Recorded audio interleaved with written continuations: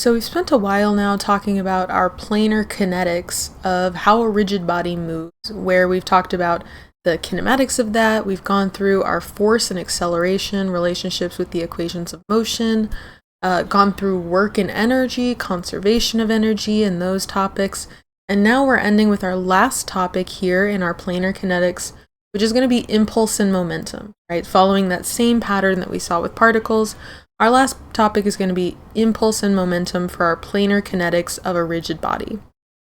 And a lot of this is going to be what we've seen before, what we've seen in working with particles, where if we can remember our impulse and momentum equations, these are what we're going to be working with.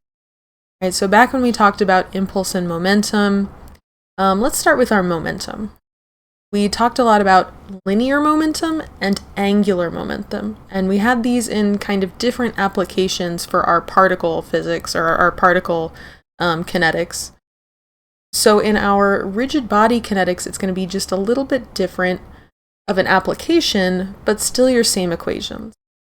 So our linear momentum, for our momentum, we had that momentum, and you can use whatever letter you like. I use L, capital L for the linear momentum, is just your mass times your velocity. And so for us, that's mass times the velocity of your center of mass or your center of gravity there. And so that's for your linear momentum. And then we also had our angular momentum. Our angular momentum, which we used a capital H to represent our angular momentum. And the one that we used most often for this was R times M times V, right? A radius, or a distance away from whatever point of interest, whatever point we're rotating about, is our radius times our mass times our velocity of that body. But we have another form of angular momentum that we can use. Okay, so we're going to show a new equation that you can use, or maybe we did use this before, maybe you've seen it in a physics course before, where we're going to incorporate that moment of inertia, right? This guy has been popping up in all of these angular equations that we've had so far, all of these angular acceleration, angular velocity, and that's going to be a relationship where we have our angular momentum is going to be our moment of inertia, g, times omega. Moment of inertia, g, times omega. So kind of similar to what we've seen before, just another application using our moment of inertia. So this is still our angular momentum, just another way to write it. And so when we're working with our impulse and momentum, if we remember our impulse equations, for that we were typically working with our force times time for our linear impulse, and then our moment times time for our angular impulse. And we often saw that in an integration form. Integral of t1 to t2, all of our forces in either the x direction or all of our forces in the y direction. Right? We're typically treating this as a scalar and integrating that with respect to time, and that was our linear impulse. So this is our linear impulse, and then if we had our angular impulse, that was integrating our moment over time. So now we're going to take these and apply these to our rigid bodies, right? And we said that our rigid bodies can go through 3 types of motion, right? As we've talked about, we can go through translation, just moving, no internal rotation. We could rotate about a fixed axis, and then we could go through general plane motion where you're rotating and translating at the same time. So when we're going through translation, our momentum is only going to be defined by this linear momentum here. mvg,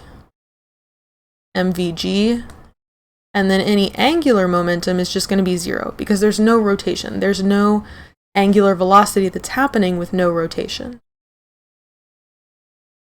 For our rotation about a fixed axis, we're going to have both. We're going to have linear momentum and also our angular momentum, which we'll most likely see as hg, which is about our center of mass. We'll either see it as hg, angular momentum at the center of mass, is moment of inertia about the center of mass times omega, or you could see it as HO, where it's about the point that it's rotating about. Right, so angular momentum about the point of rotation, like about that axis, is IO, so the moment of inertia about the rotational axis, times omega, our angular velocity. If neither of those really work, we do have another option, which is just summing up all of our momentums that we see. So we could also have, if you have it about another point, for example, and I'll call this just HP, you could take the sum of IG times omega plus RG times MVG. So this would be like if you have multiple masses of things that you're adding together, maybe something is contributing a linear moment or a linear momentum, something is contributing an angular momentum, you can sum these about a point as well.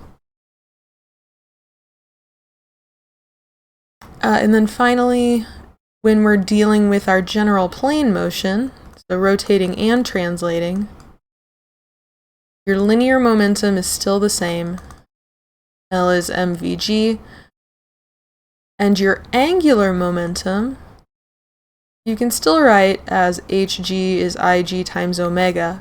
But if we have that special case of rotating about a fixed axis, or if we just have a case in general where we can find our instantaneous center of zero velocity, we can take this shortcut where we have the angular momentum at the instantaneous center of zero velocity, which if we are rolling without slipping, that IC is on the ground. That's our moment of inertia about the instantaneous center of zero velocity times our angular velocity.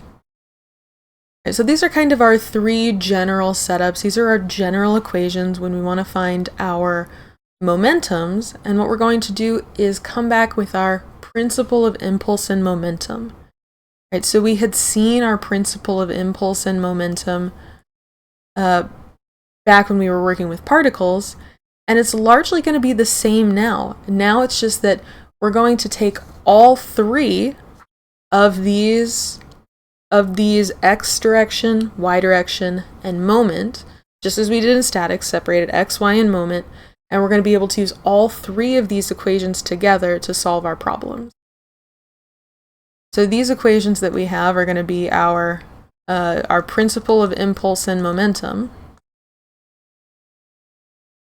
Oh my goodness, if I could spell.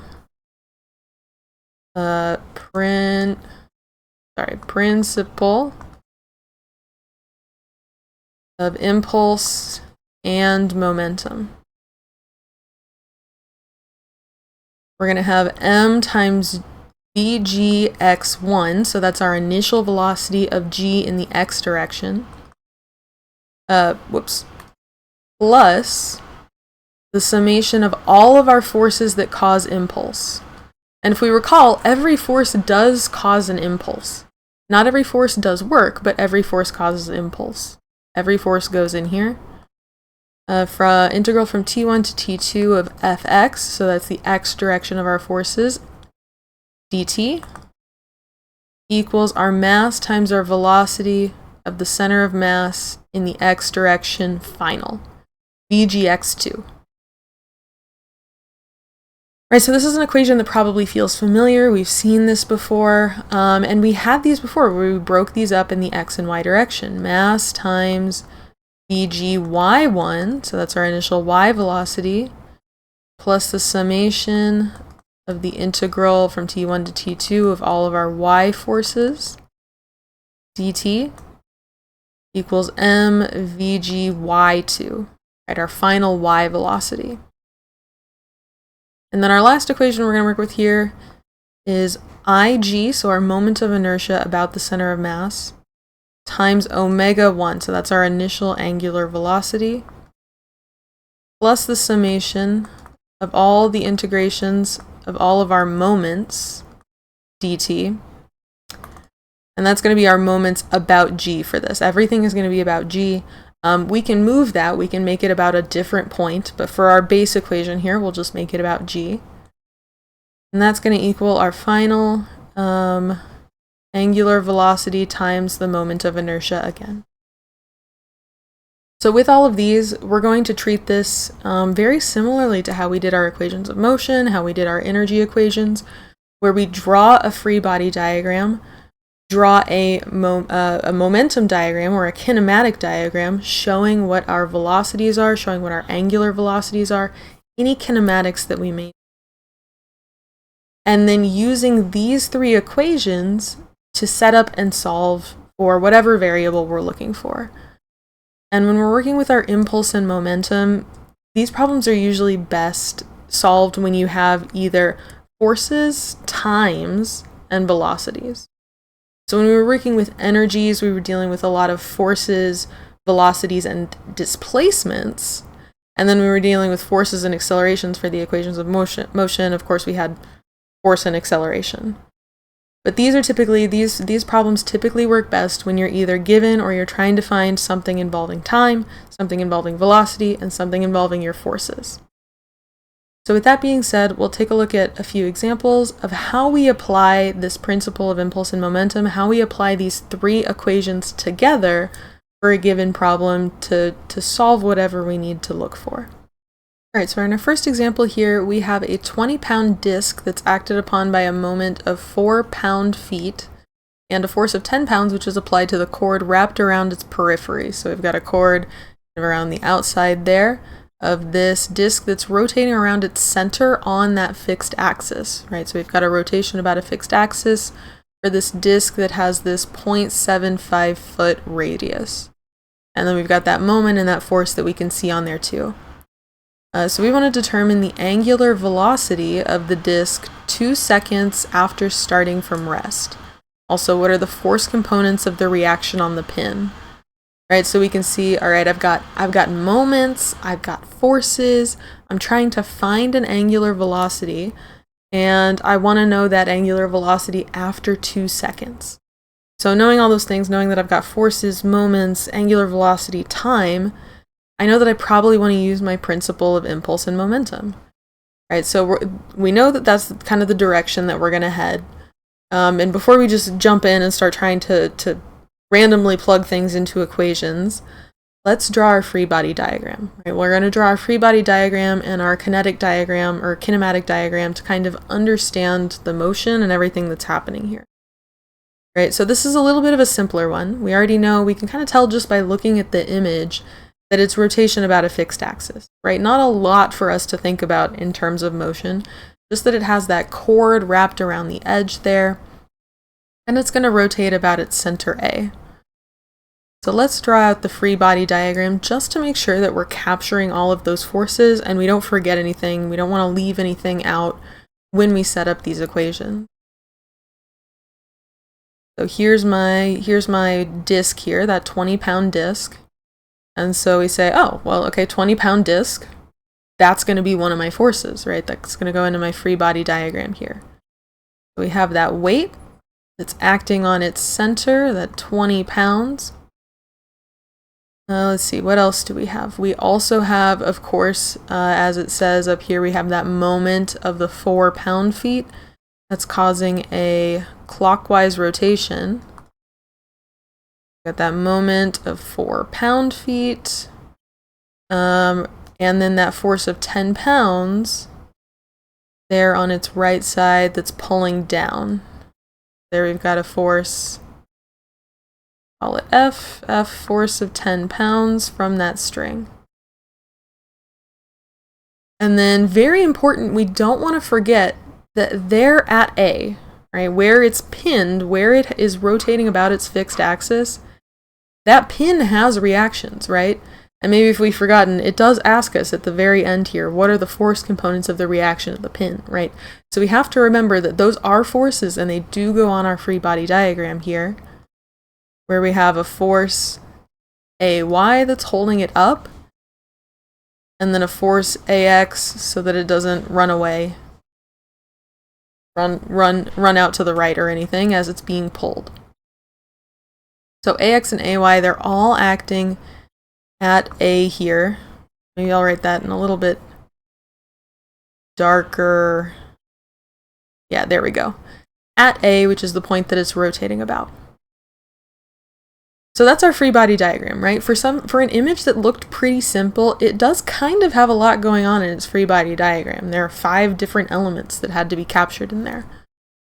And so that's our free body diagram. Then we'll come over and do our kinematic diagram. Right, and so if we remember, that's really just capturing the directions of our velocities, directions of our angular velocities, making sure that we kind of know how this thing is moving.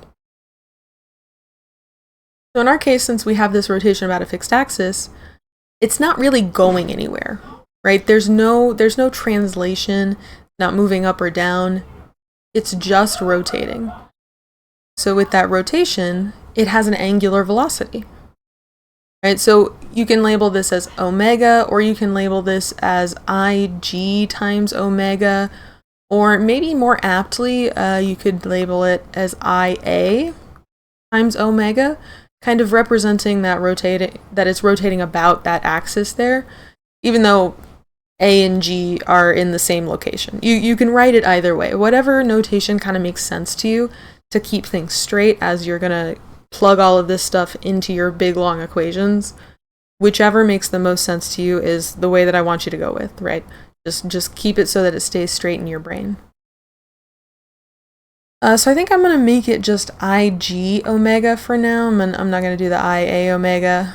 I'll just put Ig omega for this rotating clockwise. So both that moment and that applied force, the applied moment and the applied force, are both going to cause a clockwise rotation there. So I'm also going to go ahead and before I start plugging things in, I'm going to just find this moment of inertia. It'll save me from having to plug it in later by just finding it now. So I do recommend, as like one of the earlier steps before you set up your equations and start plugging things in, finding that moment of inertia early on can help you just plug in a number instead of finding more equations to plug in within equations. And here we had a disk. And our moment of inertia for a disk is 1/2 m times r squared. And again, I just pulled that from the back of our textbook, right? We had a whole sheet of all sorts of different shapes with different moments of inertia on them. And so a disk is a common one, slender rod, thin plates, cylinders. Those are all really common ones. Good to know, good to keep on a note sheet, keep somewhere handy for all of these types of problems, because all of the problems that we've had so far with our planar kinetics have dealt with this moment of inertia. So it's really good to just have those as a reference, right? Just be able to pull those quickly. So for a disk, our moment of inertia is going to be 1/2 mr squared. So 1/2 times the mass, which remember this is in pounds, so we need to convert that to slugs. 20 over 32.2 is our mass. And then the radius of this disk that we're rotating about here is 0.75 squared.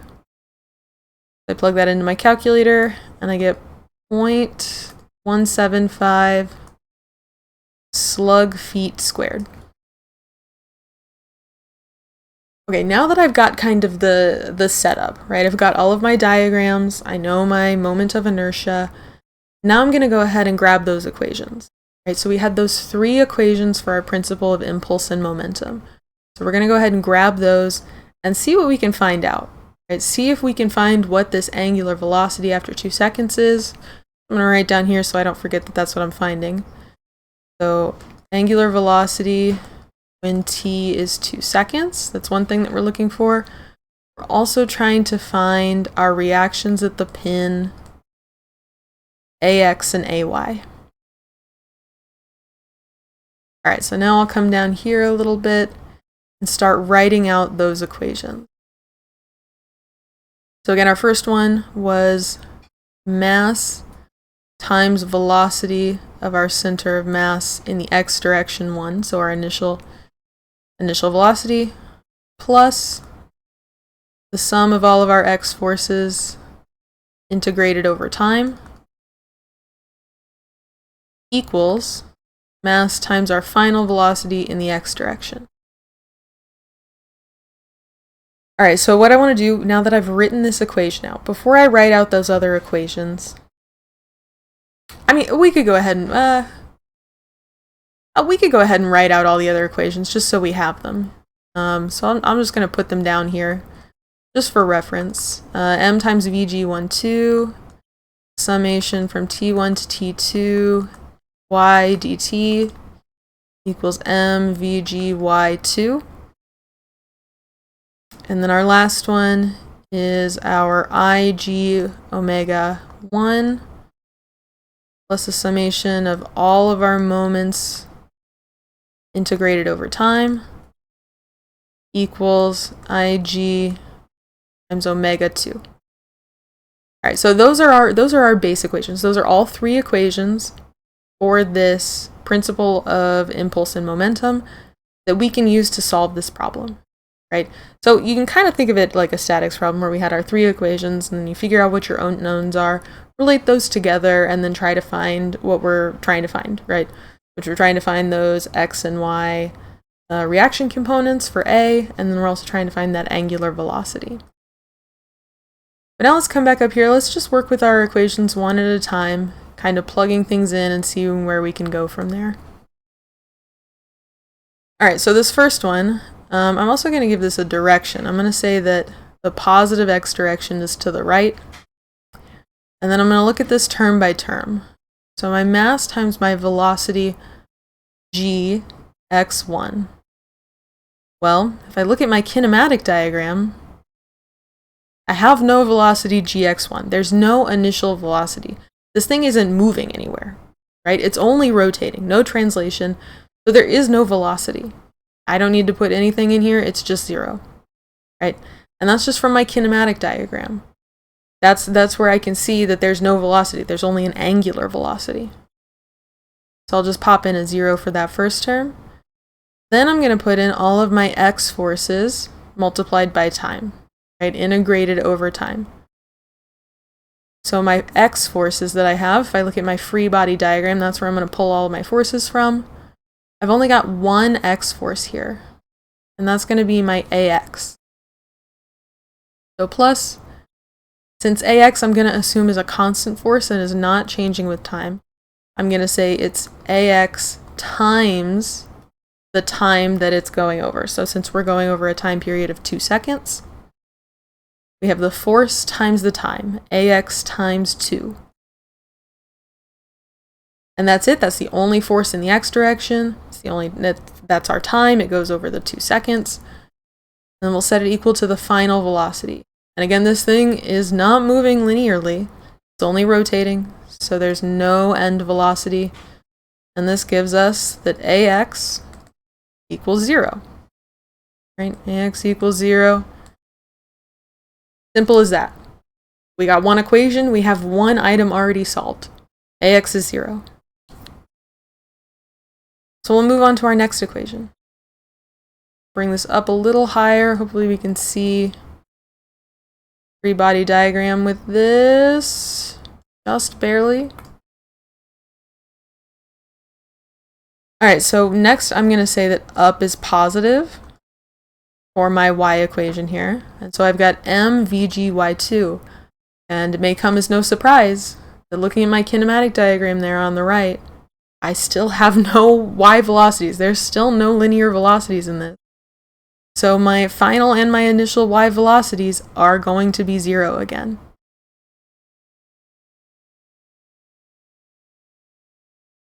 And then let's take a look at our y forces. Our y forces times time. So for our y forces, we're going to have the 20-pound weight, the AY reaction force, and then that applied 10-pound force on the side, right? All of these are Y forces. And all of these are constant y forces. So instead of doing the integration, I can just say it's that force multiplied by the overall time. Right, so the force times the time for all of these is going to be 2 seconds. They all are undergoing the same 2 seconds there. So it's going to be my 2 seconds times each force. So I've got a positive AY, 2 times AY, plus, nope, just kidding, not a plus. Both of these are negative. I've got a negative 20 and a negative 10 from my weight and from that applied force. So minus 20 times 2 seconds, minus 10 times 2 seconds. And you could have added these all together and not separated them out since they were all multiplied by 2 like this. That's up to you. And we notice that there are only numbers in here and the only unknown is AY. So again, we can solve just for AY. We can find from our calculator that AY is 30 pounds. And we did assume the correct direction. We got a positive number, so AY is going up. Right, and there are other ways that you could find this. Of course, you could do this with like your F equals ma. You could do this with your equations of motion. This is just showing you another tool for your tool belt that you can get that same answer through a different equation, through a different process. Right, using this impulse and momentum, that our AY is 30 pounds. And then we'll come to our last one here. And we've got this moment relationship. And for this one, I'm actually going to go ahead and assume that clockwise is positive. And I'm going to make my clockwise positive because when I look at my diagrams, it looks like pretty much everything is moving clockwise. And I know that that angular velocity is clockwise. I've got a clockwise moment. It just makes more sense to go ahead and assume that everything is clockwise, that clockwise is going to be positive, just so I have a little less signs to deal with. All right, so our first term here, IG times omega 1. So our moment of inertia, IG, which we did find, we already found it up here, of 0.175 slug feet squared, times omega 1, so that initial angular velocity. So looking at our prompt up here, we wanted to find our angular velocity of the disk 2 seconds after starting from rest. So since that disk is starting from rest, that initial angular velocity is 0. Right? Still 0, just like all of these other initial velocities that we've had. It's still just 0. Then we're going to go ahead and do our moments times our time. And remember, this is our moment about G. All of these letters here, our IG, our moments about G, our moment of inertia about G, should all be about the same point. Whatever reference point we're using in this final angular momentum and angular impulse equation, they should all be about the same point. So in this case, that point is A. And A happens to be G. A and G are the same point in this particular problem. Right, so we are doing it about that G, about that center of mass. And we want to take the moment. Right, so we're doing moment multiplied by time about G. So when I look at my free body diagram and I start taking moments about G, or about A, just about the center of my disk here.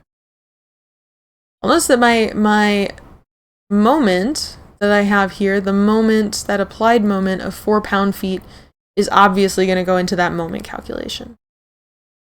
Right, so obviously I've got the moment, it's a constant moment, so it's going to be 4 pound-feet times the 2 seconds, right? Moment times time. Then I look at my free body diagram and I say, okay, what forces are contributing to a moment? Right? So don't just only do that applied moment and think that you're done. Remember that all of the forces are going to contribute to the moment as well. Your moment is just your force times the distance away from the point. So when we think about it that way, we say, okay, well, my AY and my AX and my W. Right? All three of those forces are sitting on that center of mass. They're sitting right there at A, they're all pointing at A. So none of those are going to contribute to the moment. Their distance is 0, their line of action passes through the point, so none of those are going to contribute. But it's important to note that our F here, this 10-pound applied force on the periphery of this disk, this guy is going to contribute to the moment. So we're going to take his distance from the center here, which is the 0.75 feet, multiply it by the 10 pounds to get what the moment value is. Right, so a moment is our R times F. So in this case, plus, because it's causing a clockwise motion, plus the force of 10 pounds times the distance of 0.75 feet. And then don't forget, it still gets multiplied by time, right, by that 2 seconds. So here we had a moment times a time, and here we had a force times a distance times a time. Whoops.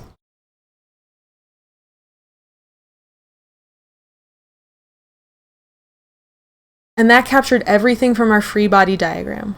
Right? Again, this is why we talk about free body diagrams so much, why they're so important, is because you can keep looking back to them and referring to them and seeing if you've captured everything that you need in your equations below.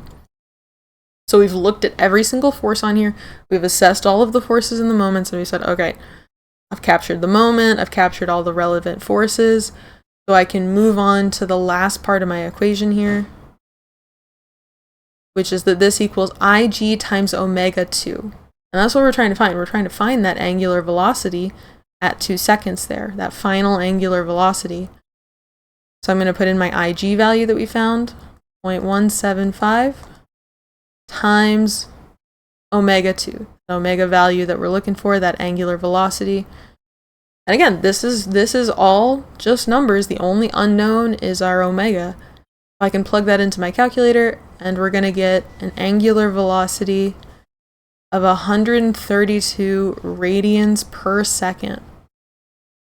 And we did guess that direction correctly. We got a positive value. It is clockwise. And that's it. That's our omega. Right? So it was just a matter of making sure that we were able to find all of the forces, find all of our moments in our moment equation, apply all three of these principle of impulse and momentum equations simultaneously so that we could find these things that we were looking for, our reaction at the pin and that angular velocity. So again, these three equations work really, really well for when you're dealing with forces, velocities, and time all together. Let's take a look at another example that'll be just a little bit different. In this example, we have a 100 kilogram spool that has a radius of gyration about its center of mass of 0.35 meters. Cables wrapped around the central hub of the spool, and a horizontal force having a magnitude of P equals T plus 10 newtons is applied, where T's in seconds. If the spool's initially at rest, determine its angular velocity in 5 seconds. Assume the spool rolls without slipping at A. And so I know, these prompts, they give you a lot of information. Usually easiest to dissect by looking at your image and then drawing one of your own, right? Drawing a free body diagram, drawing your kinematic diagram, figuring out what's happening here. Right, so we've got a 100 kilogram spool. So knowing that the spool has a weight, I'm going to go jump right into my free body diagram and mark that down. And so here is our spool. Right there at its center G is where I'm going to put this weight of 100 kilograms times 9.81, giving me 981 newtons. So we have this 100 kilogram spool has a radius of gyration of 0.35 meters. All right, so I'm going to note down in this corner over here, IG equals mk squared, right? That's our general, if we know what our radius of gyration is, that relates our radius of gyration to our moment of inertia. And we can go ahead and, why not, plug in that 100 kilograms we have and that 0.35 meters for that radius of gyration. And I get from my calculator the moment of inertia for this guy is 12.25 kilogram meters squared. Right, that was just ripping everything straight from the first sentence there. And then we'll keep going. So let's see, we have a cable wrapped around the central hub of the spool.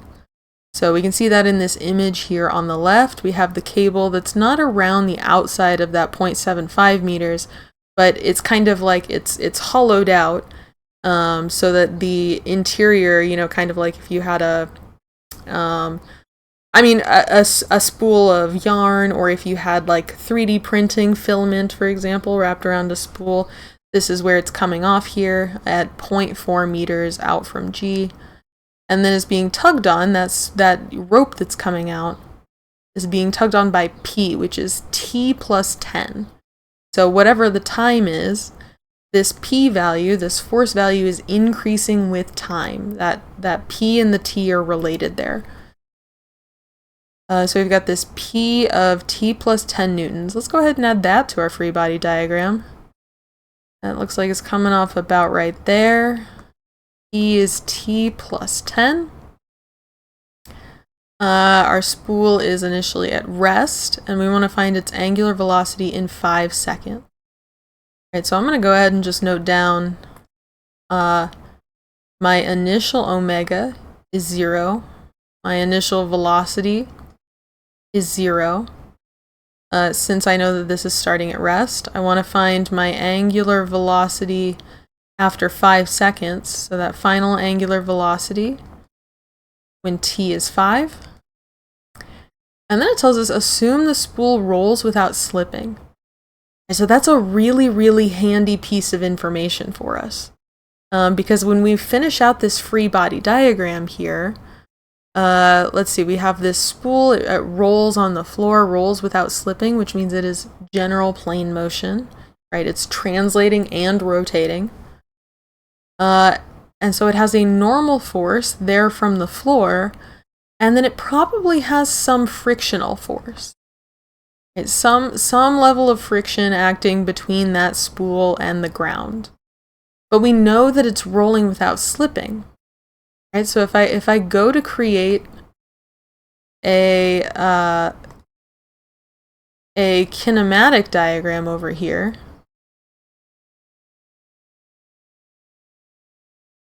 of my spool, I need to note not only that it's rotating, it has that IG omega,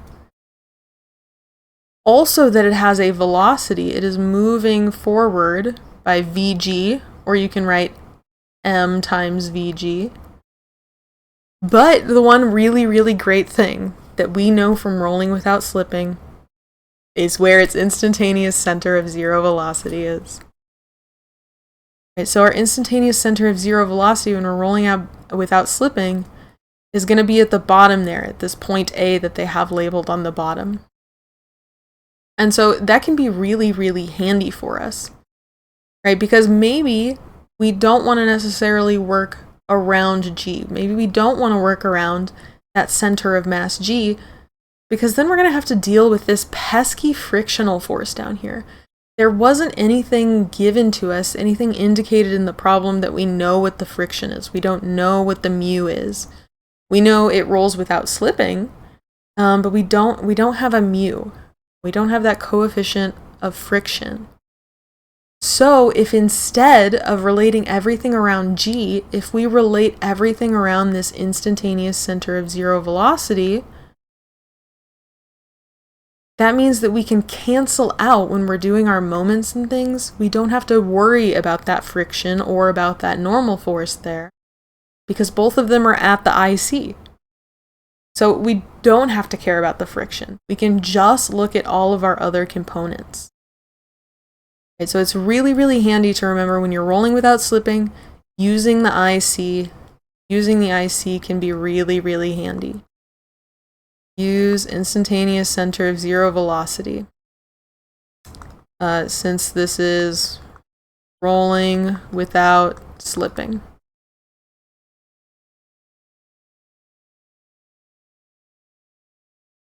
Now with this guy, we can go ahead and set up our sum of x, sum of y with the impulse and momentum equations, since again, we're dealing with velocities, times, and forces.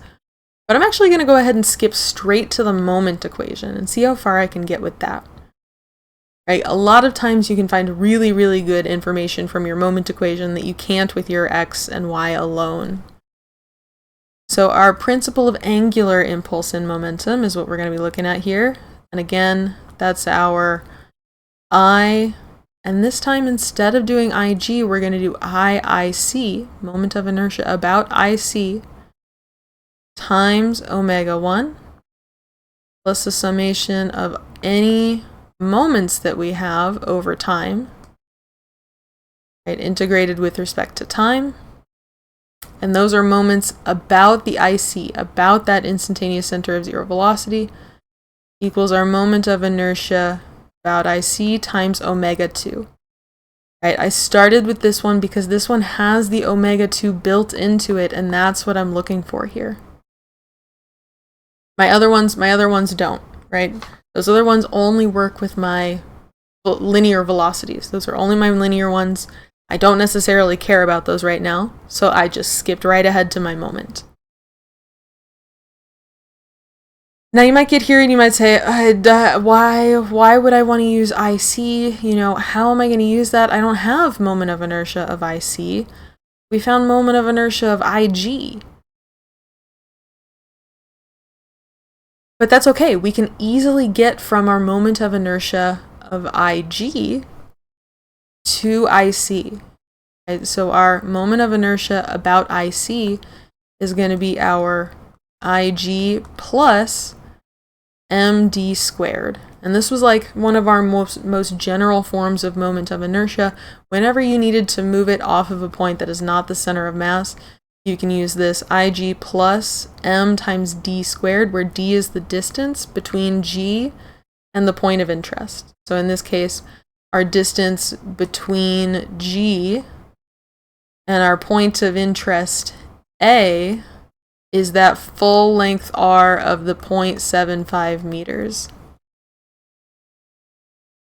So I can solve for IIC of 12.25 plus the mass of this was 100 times 0.75 squared. I get a moment of inertia about IC of 68.5 kilogram meters squared. So now I have my moment of inertia about IC. I'm going to go ahead and look at my kinematic diagram and my free body diagram and see what I can plug in here now. All right, so I've got my IIC, so 68.5 times omega 1. I can see that we started at rest. Omega 1 is 0, so that whole term goes to 0. Then I'm going to add on my moments about IC. And again, this was the really big kicker. This was the really big benefit here of using IC. That I do not care what the normal force is. I do not care what the frictional force is. I don't even really care what the weight is, right? All of those pass through the IC. All of those forces pass right through my IC. The only force that is contributing to the moment about IC is P. He's the only force. And so to get that value, that's just the distance from IC to the force P. So here, if I go up to G, that's 0.75, that's the radius of the thing. And then my inner radius of the spool is 0.4. So to get that overall length, that is going to be 0. Let me leave a little more space there. So 0.4 plus 0.75, that's the distance, times the force of t plus 10. And then we recognize, we say, oh, this force is in terms of time, right? All I've done is create a moment. I gave a distance times a force. That gave us a moment. It's the only force here that causes a moment, so it's the only thing I'm going to be working with in this equation.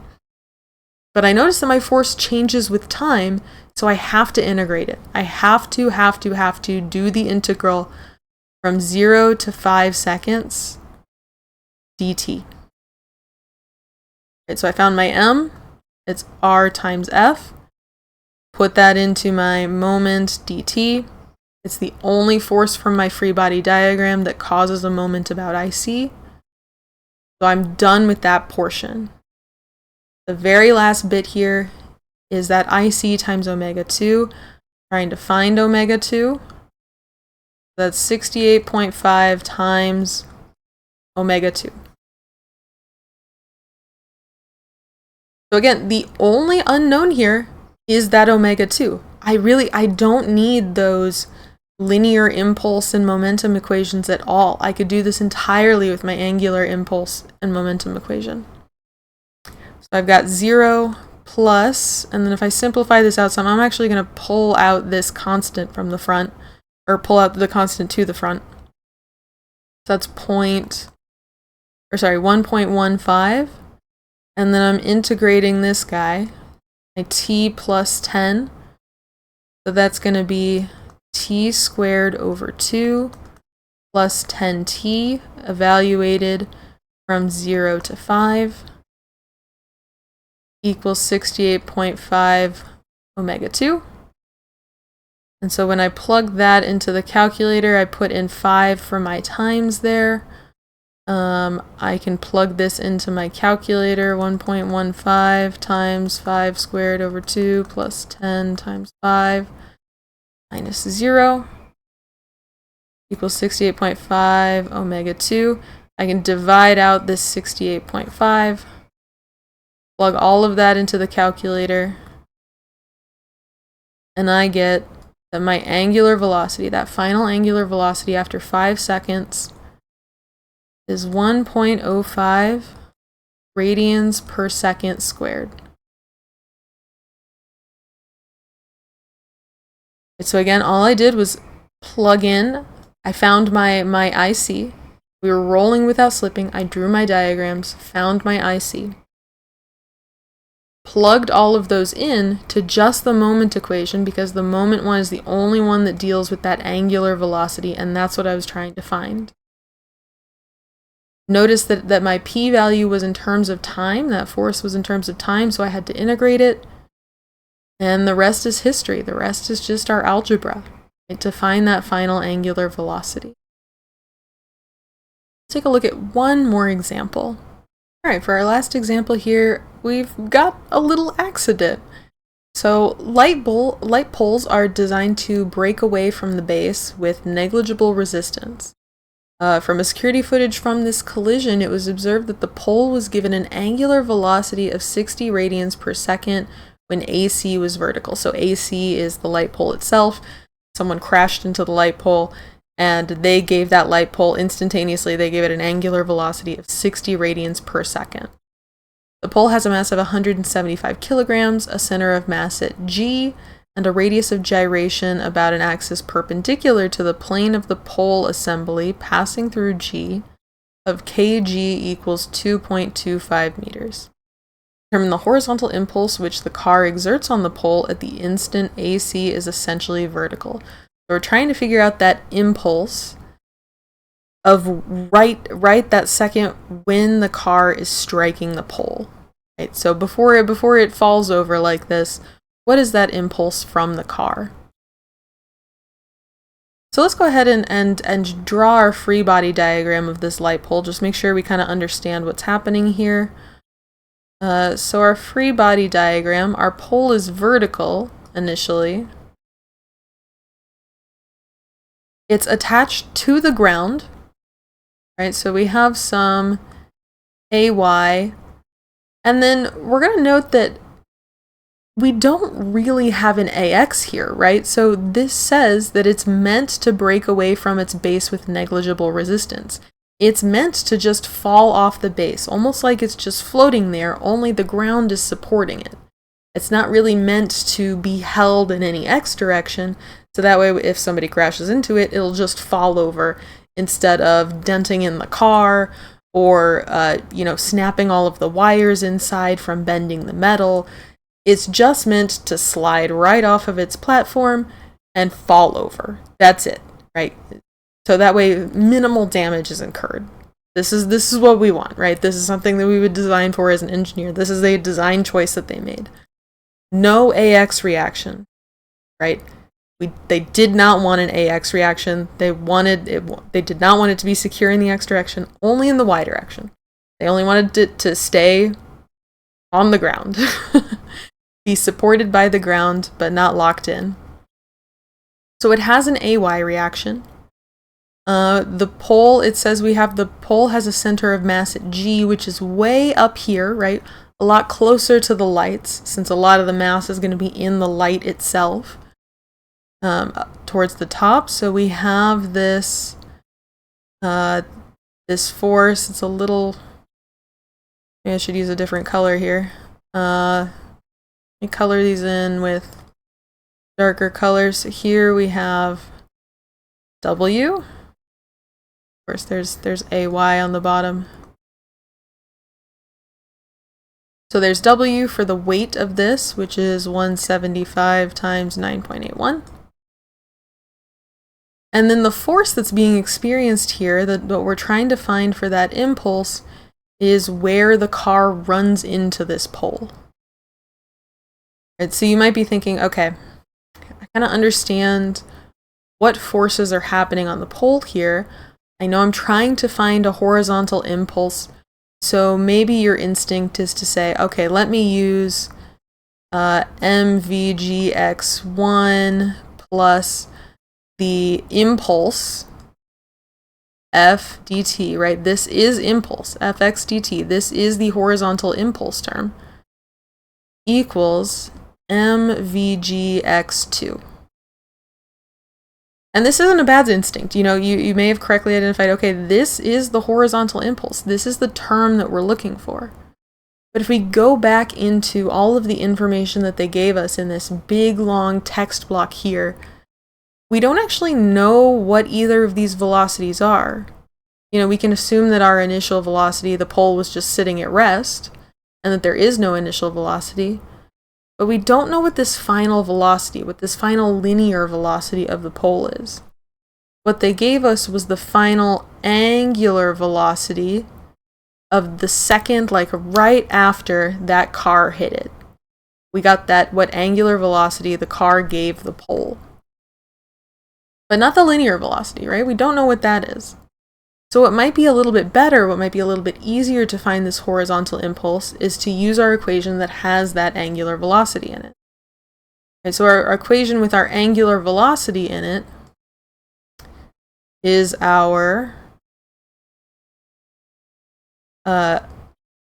IG omega 1 plus our integral from t1 to t2 of our moment about g dt equals Ig omega 2.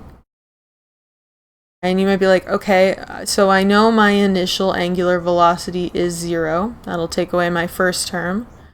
I know what this omega 2 is. It gave us 60 radians per second. We can find our moment of inertia Ig because they gave us a radius of gyration. But what am I supposed to do with this middle term, right? How do I relate that back to my impulse? How do I relate this angular impulse back to that horizontal impulse?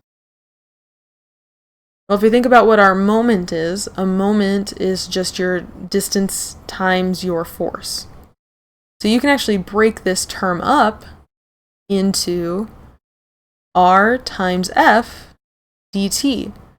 Or if I take that r out, if that r is a constant, now I have that f dt again, where f is this f from my free body diagram, and this is my horizontal impulse of the car striking that pole. So now what I've got is 0 plus r times this horizontal impulse that we're finding equals Ig times 60. So I need this R, I need this IG. We'll go ahead and do this IG first. So our IG, we were given a radius of gyration, so that's going to be mk squared. That k value they gave us was 2.25. So our mass of 175 times k of 2.25 squared gives us moment of inertia about g. I did not actually write this down, so I'm actually just going to plug it in the equation just like that. 175 times 2.25 squared times 60. That's what goes all in the right side of the equation. I'm trying to find this horizontal impulse, F dt, and so I need to divide out R. This entire side is going to be divided by this R term, divide by R on each side. So that R is the distance between that force and that G. Right? G is all the way up here.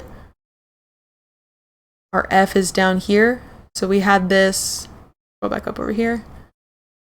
From G all the way to the ground, this is 4 meters. And then up where that force is striking is only 0.5. So the radius there, that distance between G and F, is 3.5.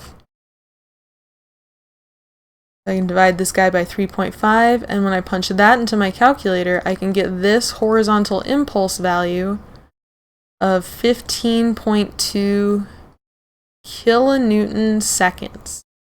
Kilonewtons times second. So that's what the impulse is.